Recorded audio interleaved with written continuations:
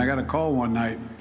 A woman said to me, obviously not of the same persuasion as I was politically, called me and said, "There's a dead dog on my lawn." So I went over.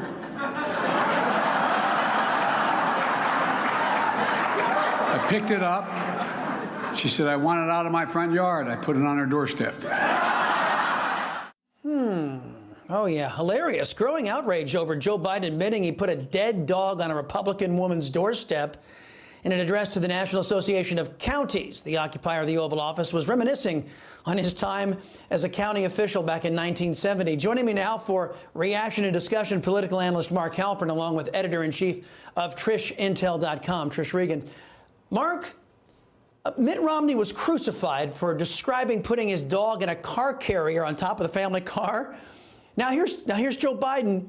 He comes up with this creepy, callous, kind of bizarre story. Did he just give another gift to the GOP ad makers?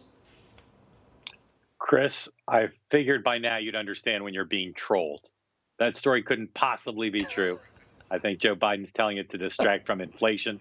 And I don't think it'll hurt him with anybody, because I don't think anybody will see it as anything but a shaggy dog story. Well, okay.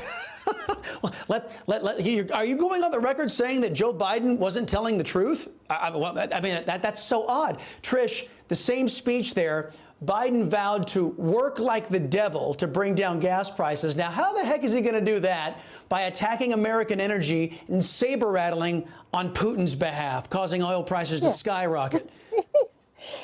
He's like making oil traders days here, right? He just keeps driving oil prices higher and higher. Look, when you decide that you're just going to kill an industry, which is effectively what he's trying to do, you're going to limit people's willingness to invest in that industry, thereby causing an inflationary effect on oil prices in the overall market, right? I mean, it makes sense. If people are worried about not being able to get as much oil out of the ground because you've got an administration that's really just trying to throttle that industry, then that is going to result in higher oil prices. Simultaneously, what a mess we're in. Imagine that internationally. Amazing that all it took was Joe Biden coming into office, and now all of a sudden Putin's trying to advance into Ukraine. I guess he's figuring, hey, he did it under Obama, right? With Crimea, he got territory under Obama. Why not go for a twofer here with Biden? So that's going to affect oil prices too, and natural gas as well. So it makes all the sense in the world that oil will continue higher.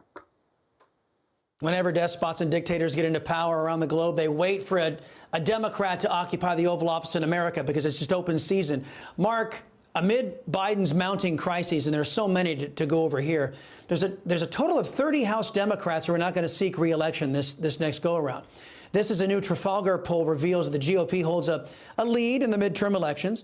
What are Democrats telling you behind the scenes about the future of their party with dear leader and an incompetent like Kamala Harris as the Democrats' standard bearer? That their private polls are in most cases worse than the public polls. There's a new public poll in California today showing both President Biden and Vice President Harris deeply unpopular in that deeply blue state.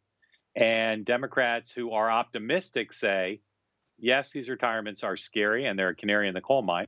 They're now scrambling around. They're not going to pass Build Back Better the way they wanted to. So they're scrambling around now saying, what are they going to do? And watch, Chris, I know you'll be happy about this on one level. Even in Democratic primaries, you're going to start seeing some Democratic candidates, I'm told, getting tough on crime, because even Democrats and a Democratic electorate in some districts in some states are sick and fed up with the lack of Democratic platform on how to stop rising crime rates. Well, you're right, because in those Democrat precincts, it's a twofer. You get the local officials who are left-wing extremists coupled with the left-wing extremists in the White House, and you get hammered doubly so. At least we here in Texas, we have conservatives to help blunt the damage being done by Washington. Trish, you know, I wanted to get you to weigh in on the never-ending scandals over at CNN. Jeff Zucker's paramour, Allison Gollust, I guess is how you pronounce her name, resigned after an investigation revealing violations by her and other executives. Now reports indicate that the apple doesn't fall far from the poisonous tree, as Fredo Cuomo, the brother of disgraced New York Governor COVID Cuomo, was accused of sexual assault at ABC in 2011. This is CNN, I suppose. Look, I mean, I was sort of surprised she stayed on under the circumstances. She's head of marketing. Marketing and PR kind of go hand in hand. And so when you saw all the anchors getting out there and voicing all their concerns and sob stories over Jeff Zucker leaving, you had to kind of say, okay, how much is she orchestrating this behind the scenes? How much are they effectively acting as puppets here? Little things like apparently, there was a big meeting and Jake Tapper somehow asked this question and this one asked that question and all got recorded and then conveniently leaked to the media. I mean, if I was a shareholder or if I was, say, the boss over at CNN and Time Warner, I mean, wait a second. What's going on here? Why is the person who is in charge of marketing one of the central players in this whole saga? So I think that there was a massive conflict there. I mean, aside from the other conflicts, look, I don't know, but it just seems like one kind of sleazy place. I mean, overall, if you ask me. Well,